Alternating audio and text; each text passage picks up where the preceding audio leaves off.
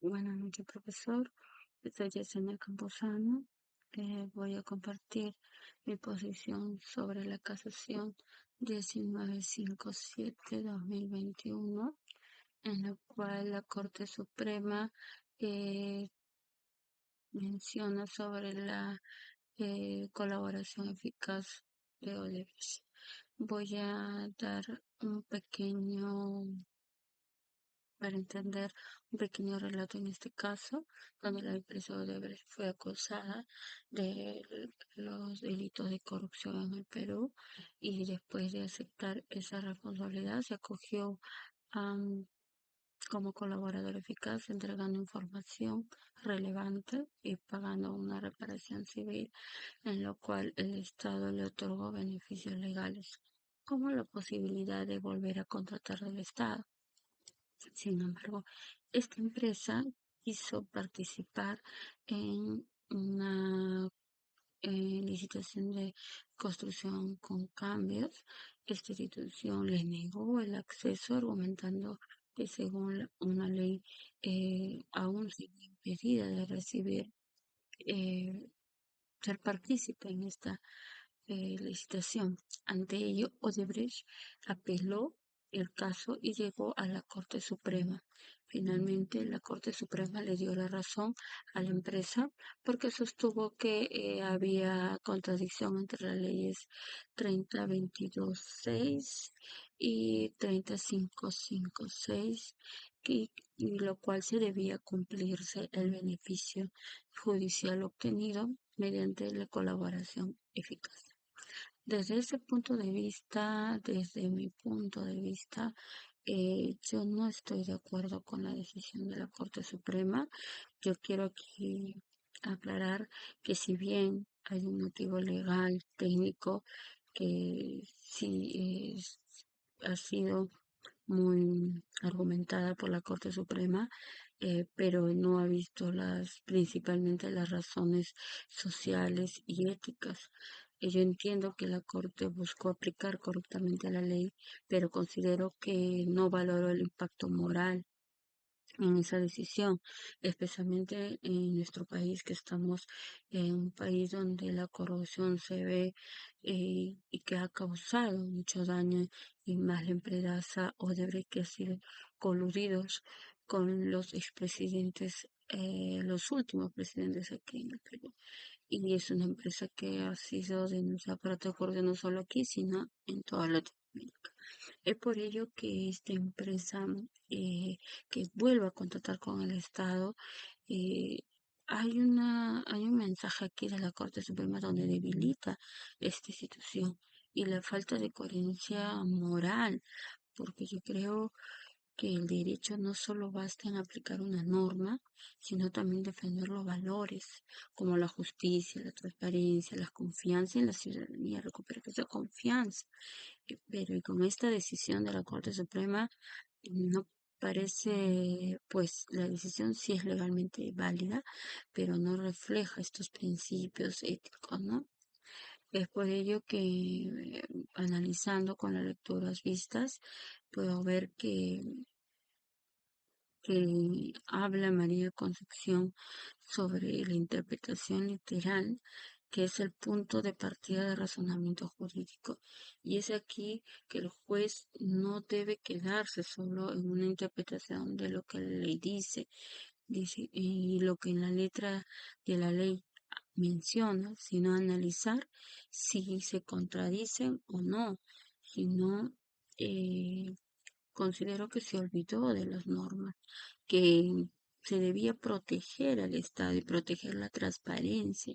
Creo que la Corte debe aplicar una interpretación más teleológica, preguntándose cuál era el propósito ético de la ley.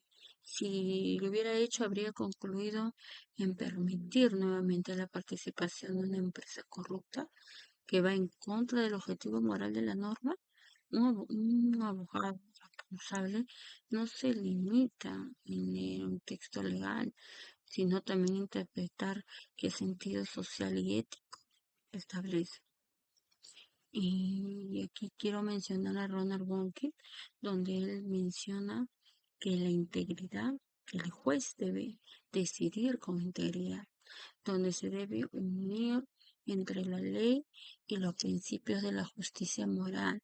Y él sostiene que el derecho no solo debe aplicarse mecánicamente, sino interpretando de la mejor forma, de la mejor forma moral posible. Y aplicando esa idea, la Corte Suprema no actuó con integridad porque su decisión no fue coherente con los valores de este sistema jurídico, porque en esta sentencia no parece dar un castigo, sino premiar al corrupto por colaborar.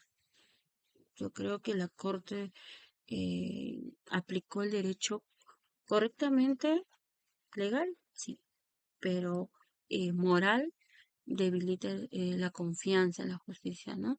El juez ideal busca la mejor versión moral de derecho.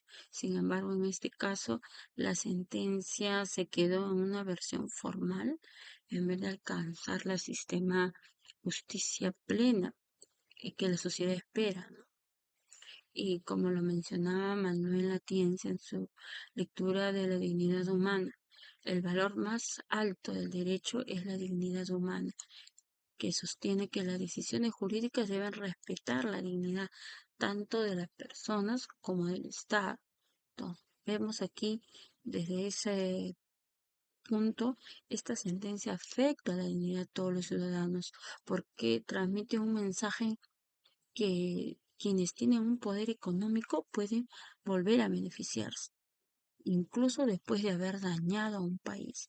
El derecho debe ser un ejemplo de responsabilidad y el ejemplo en esta decisión no es justicia ni de reparación, sino de permiso. Por ello, yo considero que la Corte debió proteger más la dignidad de todos, la dignidad colectiva, y no intereses de una empresa que ya perdió credibilidad ante la sociedad, porque la justicia no solo debe castigar, sino también debe educar moralmente a la comunidad.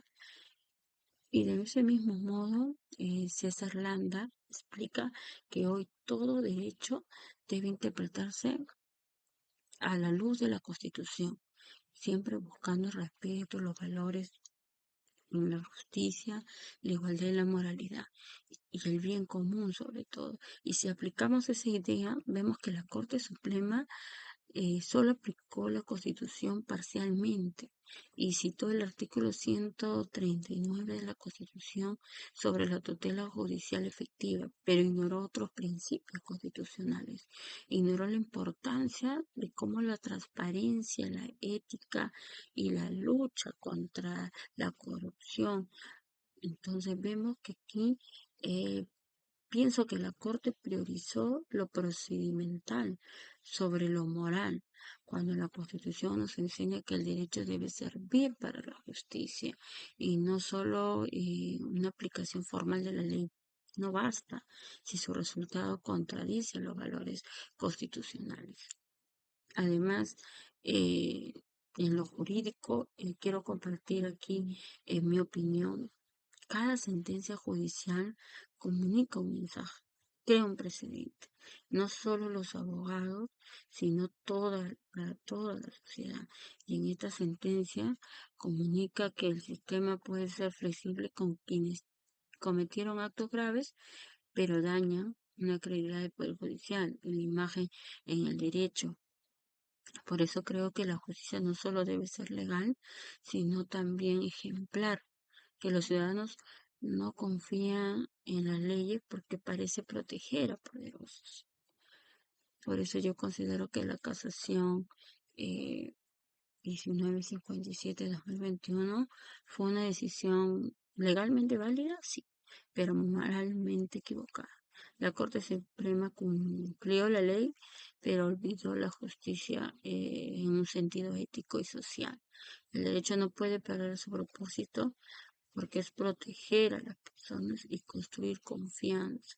Cuando las decisiones parecen favorecer a quienes dañaron al país, pierden una autoridad moral, por lo que yo sostengo que la Corte debió priorizar valores constitucionales. Y esos valores constitucionales eh, como lo dice, pues, es el bien común antes de los beneficios procesales, porque aquí el derecho debe estar la mejor versión moral de sí mismo, y en este caso no lo fue. En este caso, un abogado no solo debe conocer las leyes, sino también comunicar justicia, valores, coherencia y la responsabilidad social. Solo así una sociedad volverá a creer en la justicia y solo así el derecho recuperará la verdadera fuerza que es la confianza.